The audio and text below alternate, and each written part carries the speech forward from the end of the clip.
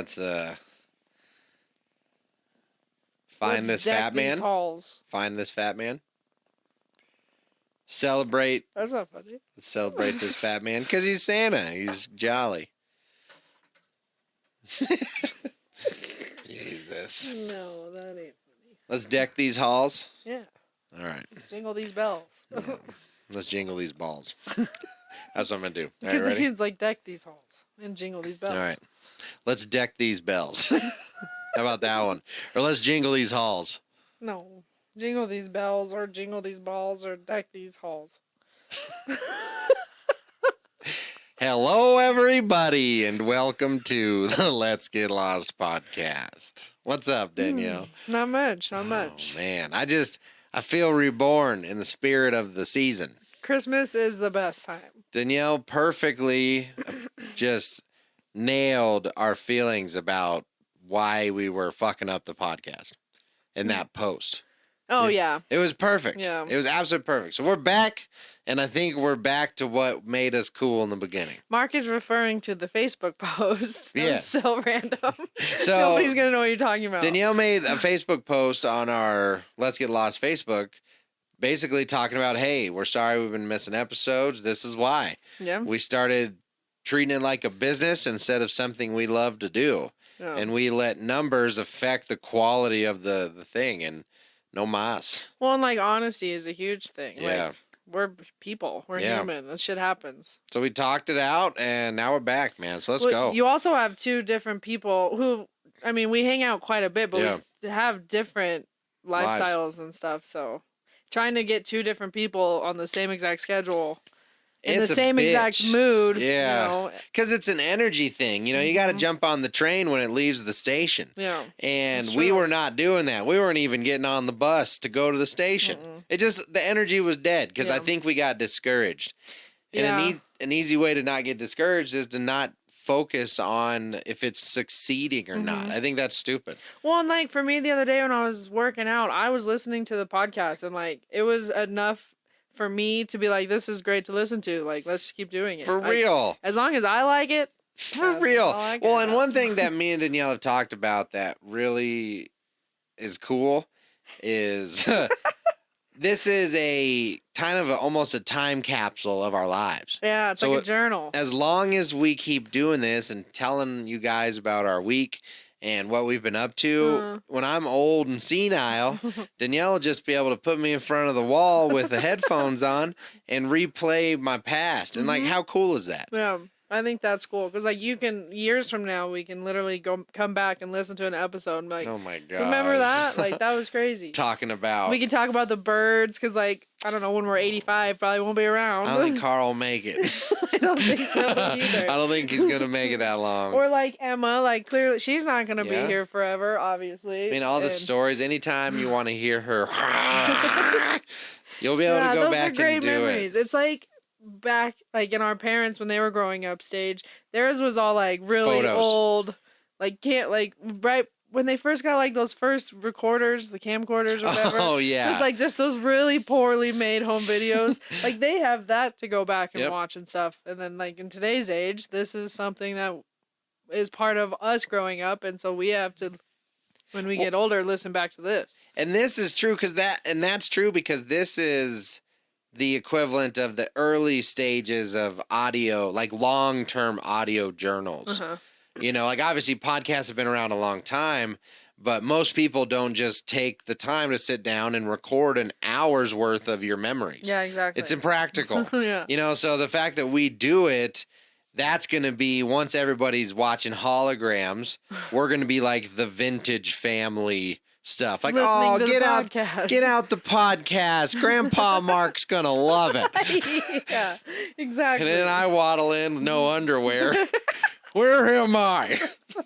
Who are you people? Pudding. But the nice thing is medical technology is pudding is I'll be 148 at this point, just living off of tiny robots in my bloodstream. That's what you think's gonna happen. I know that's. We were supposed to have flying cars by now.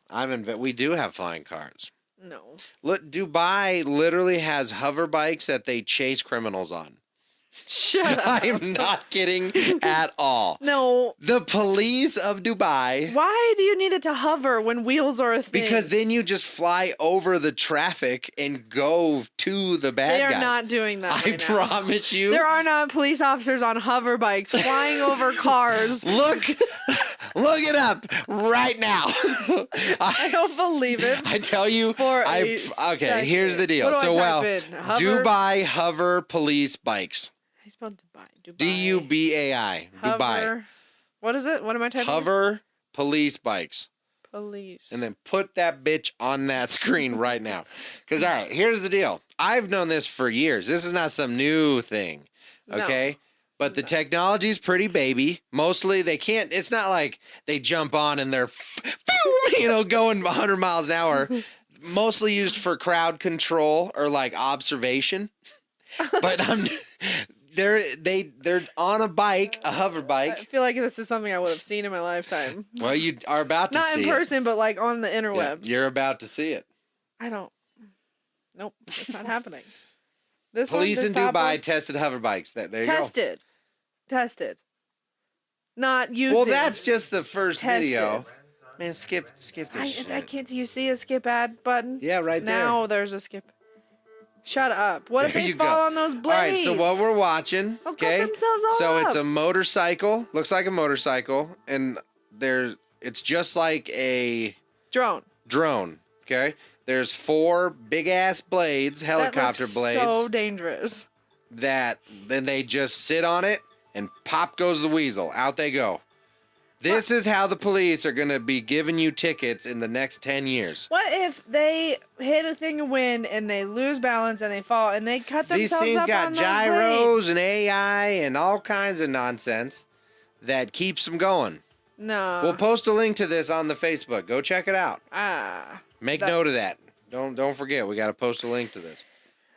So I think they said by 2026 they wanted to have active police hover bikes because there's got to be training. So that if there's wind or, somebody takes an RPG, like it's about to be RoboCop. I'm telling you right now. I don't like it. We need to unify because that needs to be cool and not something scary that the government uses to oppress us. I don't. So like the movie iRobot? Yeah. That Negative, scares me. Ghost Rider. That movie legit scares me. Like that can actually happen. Yeah. Where those things are going to fucking take over. Well, because here's the deal. The thing that a lot of people don't remember is ultimately, even if it got to iRobot, they probably wouldn't win because robots are not very good at adapting. That is the biggest thing that we have over most AI. Yeah, but don't they learn? They do, but they're the differently though. They get really boxed in to their thought process as AI because it's just it's logic. They're very logic bound.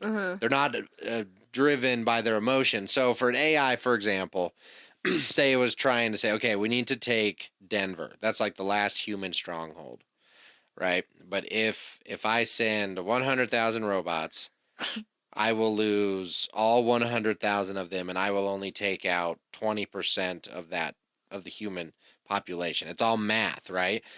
The robot would go, well, it's not worth it. That does not compute.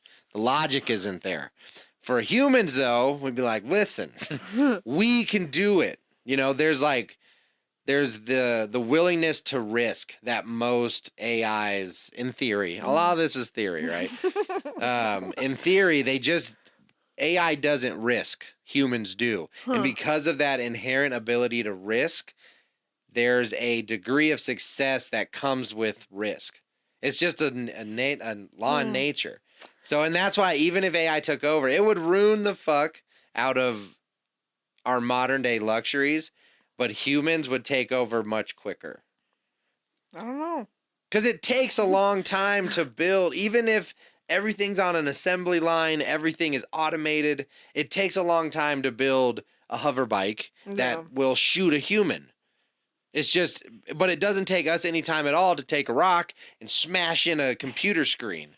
Or because essentially if we survive the first wave of the AI attack, we will win. They will not be able to rebuild fast enough to counteract our tenacity. Unless they become super robots. I don't know. You know, what would happen is the AI would get in, and the way they would win would they would just nuke us. They would just launch the nukes. Yeah. That's the Terminator theory. You know? Huh. So if we survive the nukes, we would win. But they couldn't nuke because they would end up killing themselves. It wouldn't work. I feel like there's many ways. Well, but also what's inherently wrong with the nuke theory is with the nuclear blast comes an EMP. So it's not like way outside. So if there was a nuke in Denver, all of our electronics would most likely turn off. We would blow up too? We wouldn't get any danger. No, here, you gotta check this out. Haven't we looked this up before? What are you trying to do? Ugh. Here, it's on my phone. It's a website. But look up nuclear blast simulation. And you can put where the nuke is and what the blast radius. Yeah, simulator right there. So, but yeah, the nuke itself, sure. I don't know. So, and that's why if the robots tried to, speaking of robots, if the robots tried to nuke us, they would ultimately kill themselves too. It's a 0-win situation for the robot, and that's why they wouldn't do it. Have you seen the movie Smart House? Oh, yeah. Yeah. Yeah, that's great. Do you think that would happen where they're like the house is like, no, I know best. Well, and that's where... Yes, because the way that they'll create AIs is they'll make them a self-contained artificial mind because they won't let them link together because then we're fucked. Like house to house. House to house. Because if it's on an individualist basis, what if they cut off... Actually, they could win if they cut off all the food supply, but that's a game that... Because like, they could take over all technology, and then we have to go back to caveman style. Yeah. And most people cannot survive caveman style. Well, thank God, right? I don't know what to do. You just turn it sideways. Turn it sideways. Okay. So we're looking at nukemap.com. It's actually nuclearsecrecy.com. So put Denver. Yep. If it's on there. It's not. All right. Well, I guess then do Washington. Denver. Oh. Denver. Boom. All right. Enter a yield. Do a preset. Are these the type of... Do the smallest one. So we'll do the smallest. Davy Crockett. Davy Crockett, smallest U.S. 20-ton. It's a 20-ton nuclear bomb. Okay. All right. Airburst surface. Yep. So surface. Do radioactive fallout and casualties. All right. And then detonate. Detonate. Then you got to zoom out. And make it so I can see it. So essentially what this thing does is it estimates if a nuke went off, what would happen. It wouldn't go very far. No, it wouldn't. See? That's a very small bomb. So that's the smallest one. So now do the biggest one. Okay.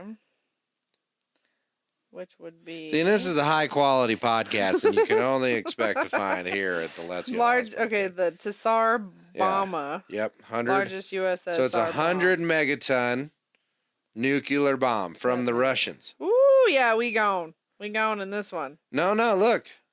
Zoom out more.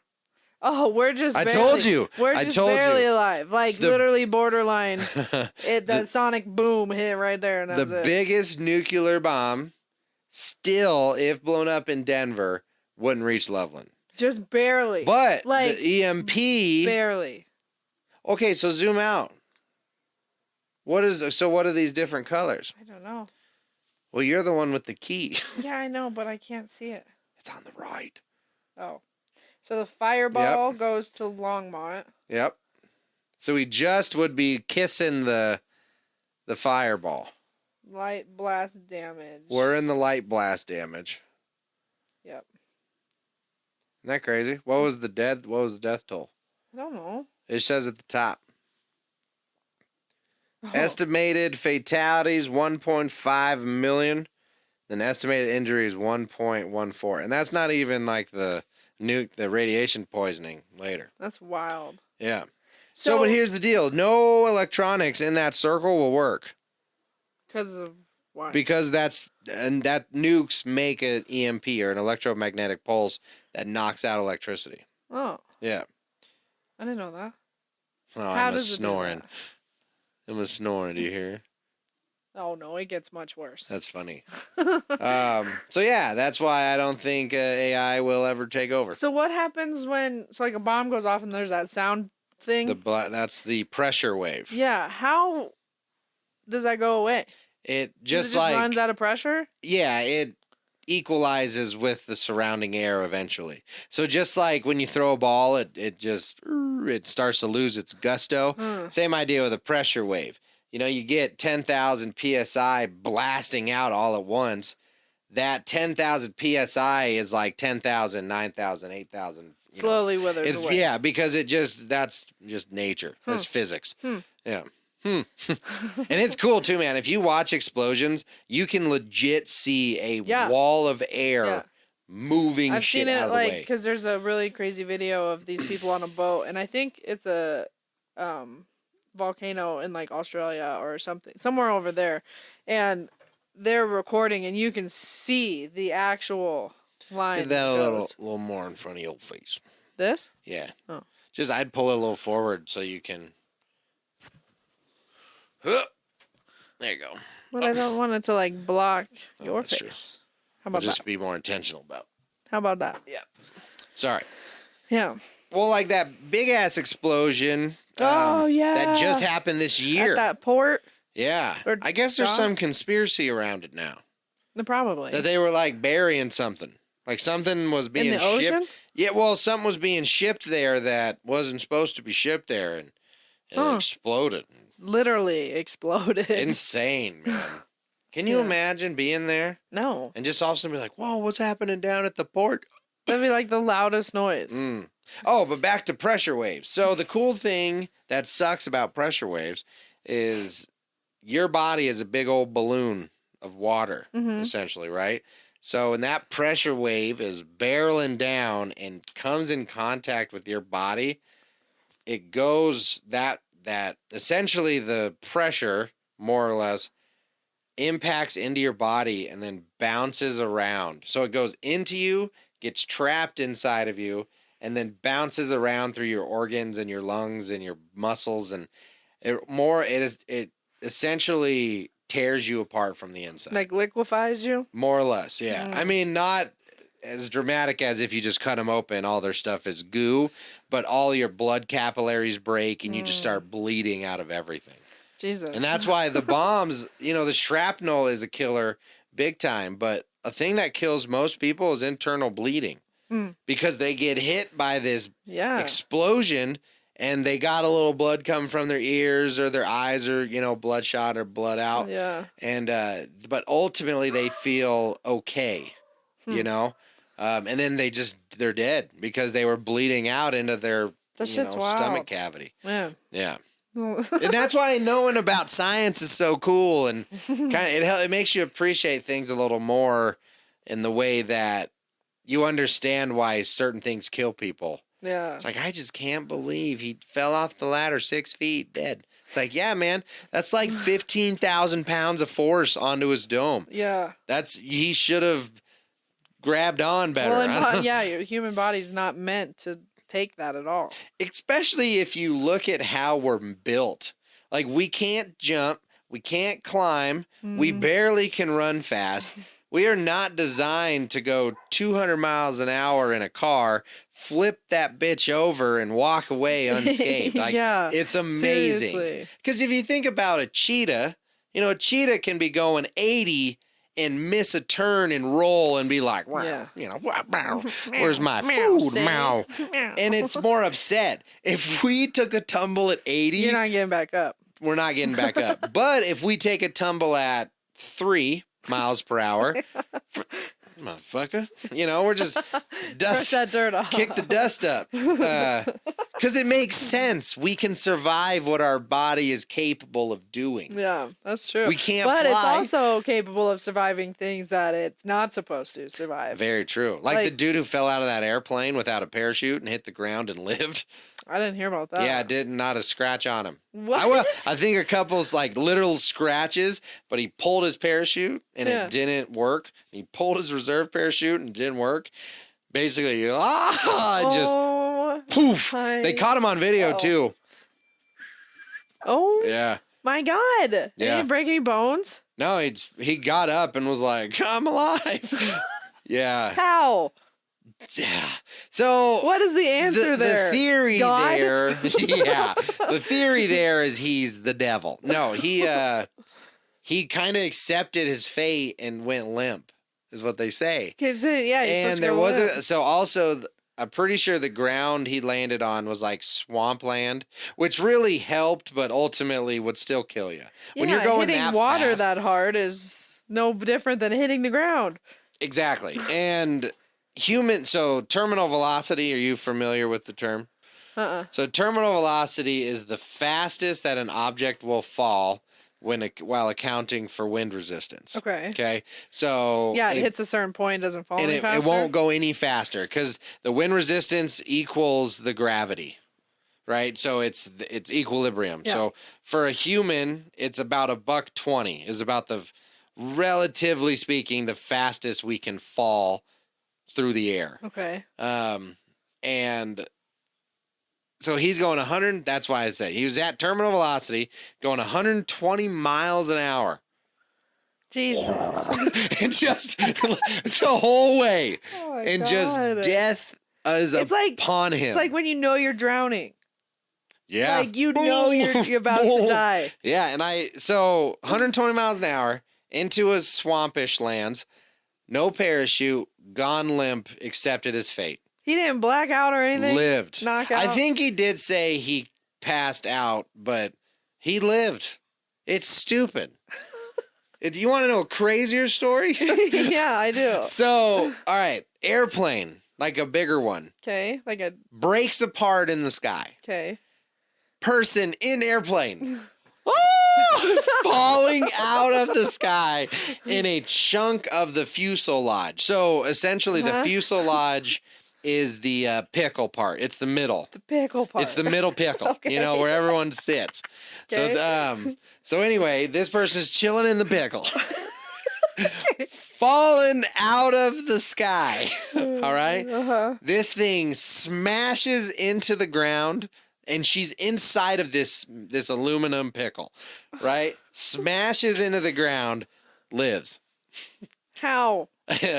God, I don't know, man. That's the only answer. Lives. Sitting, just falling in aluminum.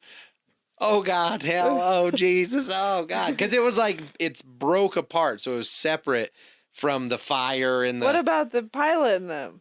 Oh, dead. Yeah. I mean, it's amazing that any of them lived at all, but wild, right? Was she broken? She might have been a little broken, but the fact that she was alive at all is... I just picture her in her seatbelt, just... really hope this works out. If she hasn't found Jesus yet, she's finding him right now. Just wild, man. Just wild. Do you think that it felt like a long amount of time? I feel like it felt like an eternity. As somebody who's free fallen from an airplane, your brain, it's so much happening at once that time almost stands still. Wow. And I don't think you would perceive... Because the earth is so far away, right? So everything is so far away, it doesn't seem real. So your brain just kind of experiences it, right? It doesn't know what to do. You're just you're there for the ride, essentially. And here's the kicker, though, is depending on how long it would take you to hit the ground, your brain eventually, being the amazing tool that it is, catches up. Yeah. Right?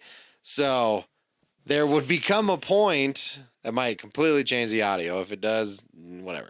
There comes a point where you kind of snap back into it. Yeah. So that's the hope, right? You hope that you don't snap back into it before you slam into the earth, because that realization would be the worst ever. Yeah. Because as you fall, it doesn't get back to normal until you're at a height that you've been before.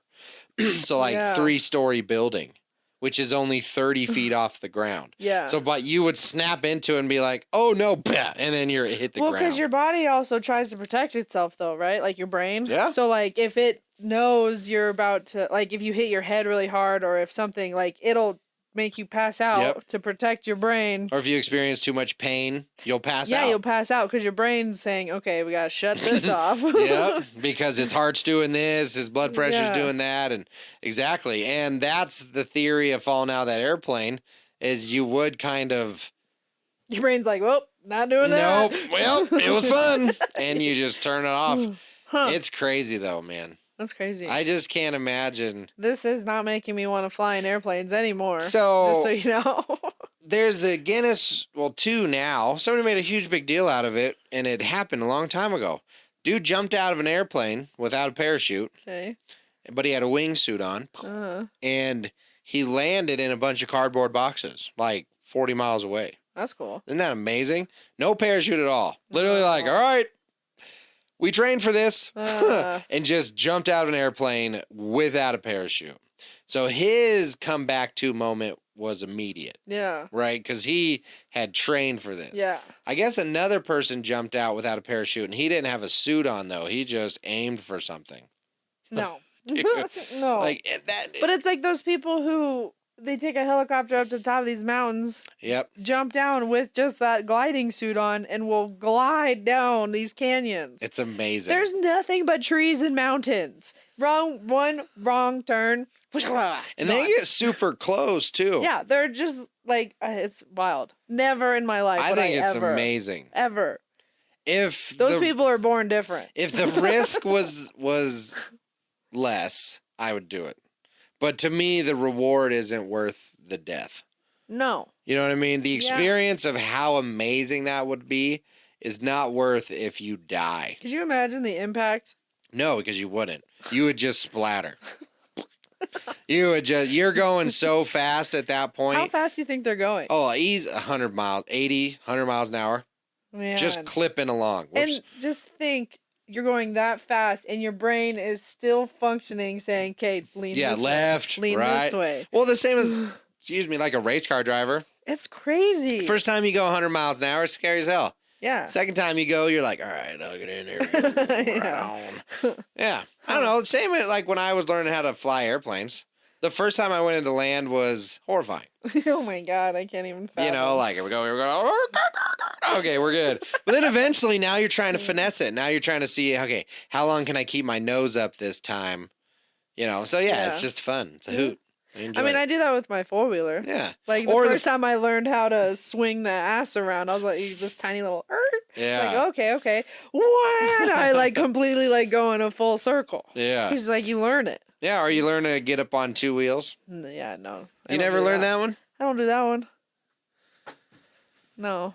Cody does that shit all the time. Yeah, the 2-wheel one's super easy on a 4-wheeler. I want to learn how to do it on a car.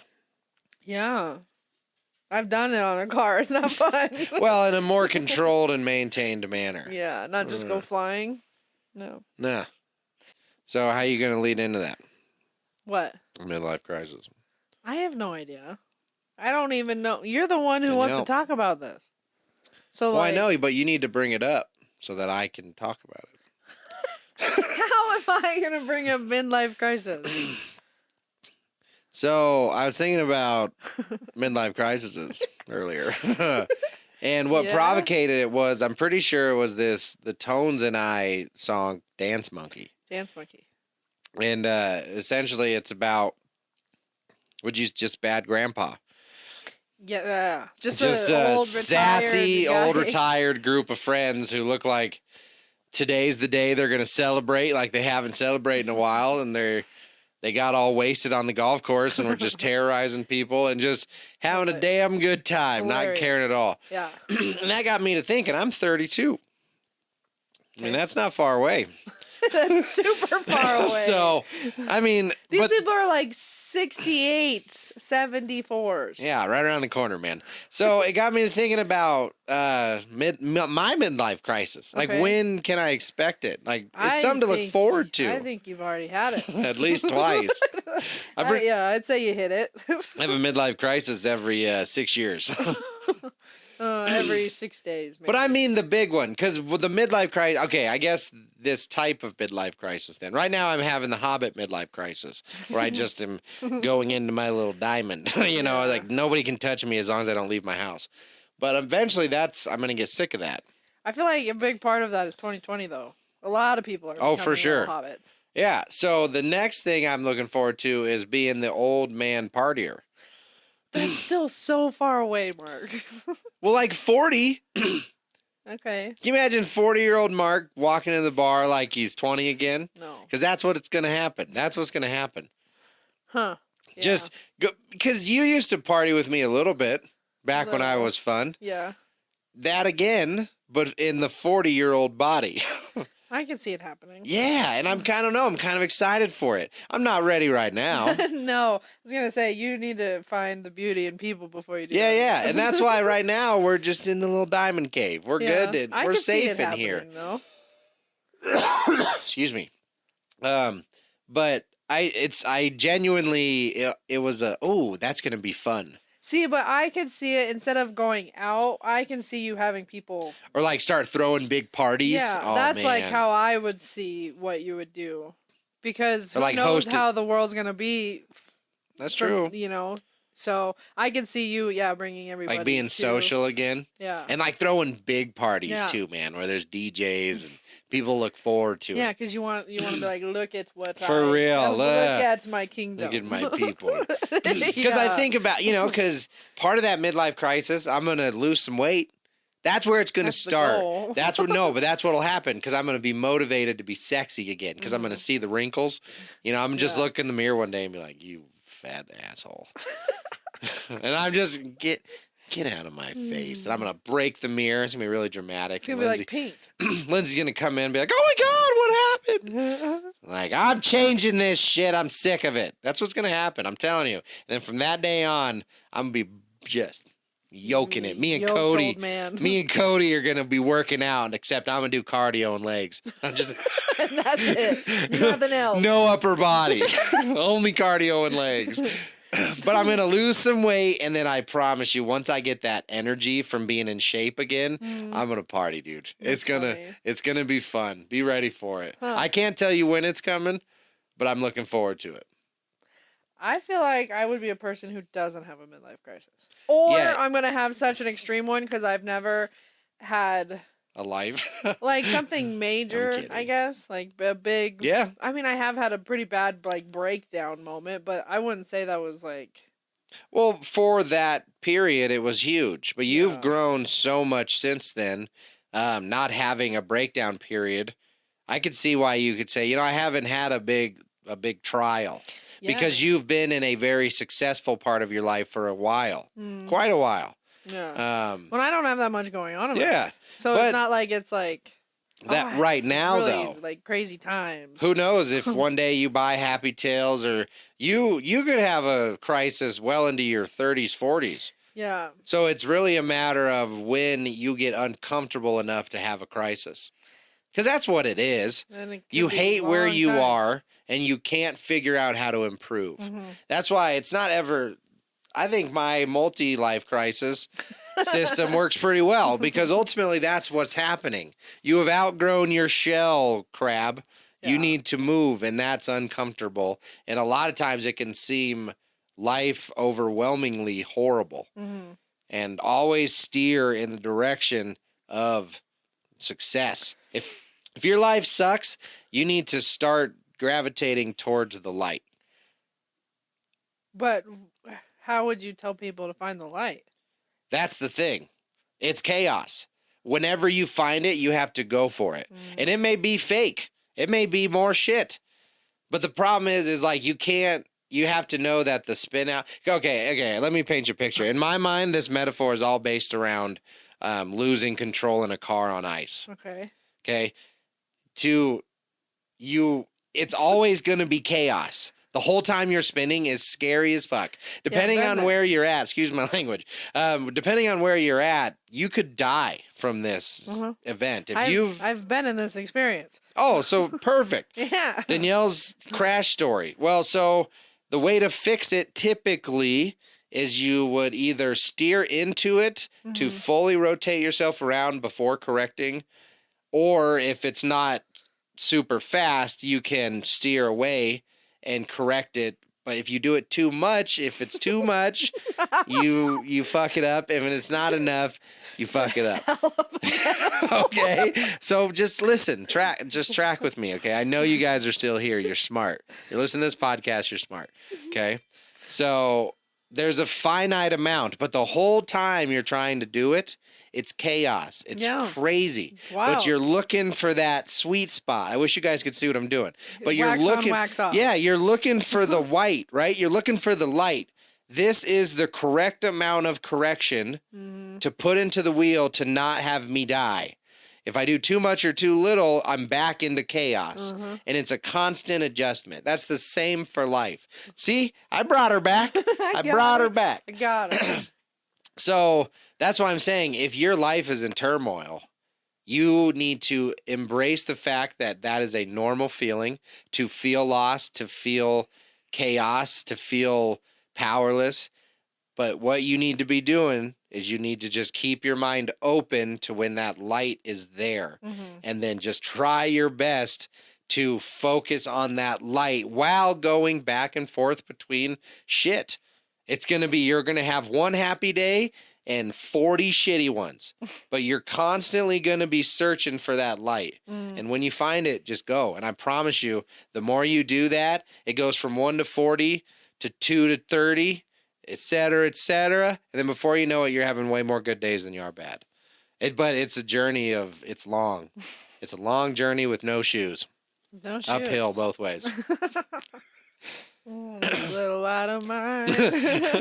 I'm gonna let it shine. Oh, this little light of mine. I'm gonna let it shine. That's all I think about. But then I also thought about like when you're dying and they tell you to not go to the light. Yeah. Don't go to the light, Richard. Carol Ann. No, that's true though. That's different. That's if you're dying. You know, if you're about to meet your maker, depending on if you still have debts to pay, you know, you might want to avoid the light. But I'm just talking about if you're in some type of chaos or turmoil. Yeah. You know, temporary, something that won't kill you, but it will make you stronger. What would you consider, like, what age should you be in a midlife crisis? I don't think that matters. What age would you say is midlife? I mean, based off of averages, it would be like 42. Because I think the average 40. lifespan's 85. Okay, yeah. Or 73. 85, I think, is what the average lifespan is. That's a long time. Yeah. 85 years. No, I'm way wrong. I think it's 80. It's something. I'll look it up. Didn't people used to live to only like 60 way back when? No, way back when, you were an old man if you were in your 40s. That's wild. Yeah, they didn't have heart pills back then. That's true. That's true. You know, they didn't. It just, you true. died. Your body gave out because you worked for your whole life. And they didn't have things to keep you living longer. They didn't. You just, I mean, they had medicines in the true definition of the word, but nothing like we have now. Yeah. They didn't know about high blood pressure and clogged arteries. Yeah. You know, so you just But that keel probably over. wasn't as big of a thing back then as it is in today's. Well, because they were a lot healthier in the way of they didn't exercise. Eat shit the same that people do nowadays. Well, they ate a lot of bland stuff. They didn't have access to as many greens as we do. Oh, really? Yeah. I mean, I'm talking about in like the cities. Farmers and stuff did. Okay. In like smaller towns. But if you like worked in the paper mill, you were eating bread and rice and porridge and a lot of, you know. Well, first of all, what time period are we talking? We need to sync up because you could be talking about like the 1700s and I'm deep into the 40s of America, like the Great Depression. Yeah, yeah. Like Back the Great when Depression? They lived a long time, or they didn't live very long, and they worked in the coal mines and shit. Well, that actually wasn't that long ago, and the average was still, like 60s. That's relatively I don't modern. know, the black and white photos, and they got Yeah. That they were probably dying in their 60s. Okay. Yeah, 60s, 70s. So that's still relatively recent. Back when they died young was like thousands of years ago. Okay. Yeah. Huh. So what? Like the polio time. Polio. Yeah. Polio was in the Polio. the vaccine came in the 60s, I think. Where's our fucking? You got the know. the But, gizmo. that's like the time frame I'm thinking Okay. of, I think. Yeah, so Probably. 70s. Because vaccines, that's a relatively new. Anything in the 1900s is basically modern times. Okay. We've had vaccines since the 20s, I'm pretty sure. Oh. Yeah. I don't know. Or no. I think. I don't know. I know stuff. But right now, my facts are getting crisscrossed. Time isn't just an illusion, so who actually knows? Yeah, The time is a frame. construct of man. Mm-hmm. I've said it many times. Time is literally just a individual person's perspective of what they're seeing. Jeez. Nobody's time is the same. How we align what do you to mean? this. And okay, listen. Okay, I am talking to time as it applies to us as a species. I'm not talking about the scientific principle of time. Okay. Time exists in the universe. Time exists in all the way down to the genetic level, like cellular atom level. Time is real. I'm talking about from our species perspective, 24 hours, a minute, seconds. It's all bullshit. It's bullshit. It's a way that we rationalize the world that is around us. And it is not this law that somehow has meaning and power. Because our time is essentially the only way that we can quantify time. It is the amount of moments that pass that we can experience. Does that make sense? Okay, yeah. Right? Because we have no other gauge. Because our eyes and our senses and that is how we perceive the world. Okay? Yeah. When we're dead, the world it's gone from our perspective. Yeah. Because we have no other way of excuse me, God. We have no other way of experiencing existence.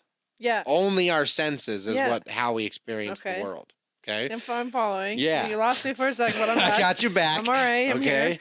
So hours is meaningless to someone in a coma. Right. Hours don't exist to someone in a coma. Based off of that, there's nothingness. They're alive. Yeah. In the general sense, but they are not. Time does not exist. So for like them. for people, so like for the doctors, this person's been in a coma for 7 days. To that person in the coma, it could be 5 minutes. A billion years. Yeah. Because how do we know how they're perceiving the moments? What if they're having a dream that is just the most vivid dream in the world, and their 7 days has been 7 years of their dream? Yeah. Are you telling them that their 7 years was not real? Because from their perspective, it was real as shit. Yeah. They came out with 7 years of memories. That's crazy. Right? So that's why time is so bullshit. It doesn't mean anything based off of how we talk about it and describe it. Yeah. Now that makes more sense. We just make hours and minutes and seconds to rationalize a completely chaotic world. Because we just want it to all make sense. We want things to be able to be explained and put in boxes and quantified. It's just our nature. Quantified. Because anything we don't understand, we fear. And typically, once we understand it, we're not scared anymore. Or people you're more use scared. Because you have an appreciation, yeah. But you're not irrationally scared. Yeah. You don't think that a spider is injecting demon blood into your body and that's why you get sick. you know that it's a poison that has a cure. So it leads to understanding. It leads to, not being a bastard. So short version, get smarter before, if you're angry about something, that means you're probably dumb in it. You don't understand it. Yeah. So you probably should just read some more. Yeah. And that's my thoughts and opinions on apparently everything. Time. I think we got there, man. Yeah. I think we got there real good. We are lost. Yeah, I say we're back. Lost in the illusion of time. Yeah, time is bullshit. Time is a construct of man. Never forget that. Never, ever forget that. So where do we go? Where do we start? First, we caught you up on where we stood with the podcast. Little. I guess we didn't get that deep. We kind of just touched on it, so whatever. We're back. Our energy's high. Talked about people falling. Yeah, how we are way outside of what we physically should be experiencing. Talked about robots and AIs. Yes, how they probably couldn't take over the world. Nukes and bombs. Yes, and how most people think that one nuke would destroy all of America. Yeah. But in reality, the biggest nuke in the world would only take out Denver, and Loveland would be fine, relatively speaking. Fine. Most buildings would probably still be tipped over. Yeah, well, the RV'd be gone. Yeah. I don't know about fine. Yeah, but still, I'm just saying. People probably survived. There's way less of the big ones than there are of the small ones. We talked about a major chunk of something else too, and I don't remember what it was. Well, it's probably the best part. So, yeah. Well, you guys, thank you for coming. Thank you for being here. Thank you for having us. Well, and I think, as always, peace out, Girl Scout. Yep. Bye. The mashed potatoes. Put on a happy face.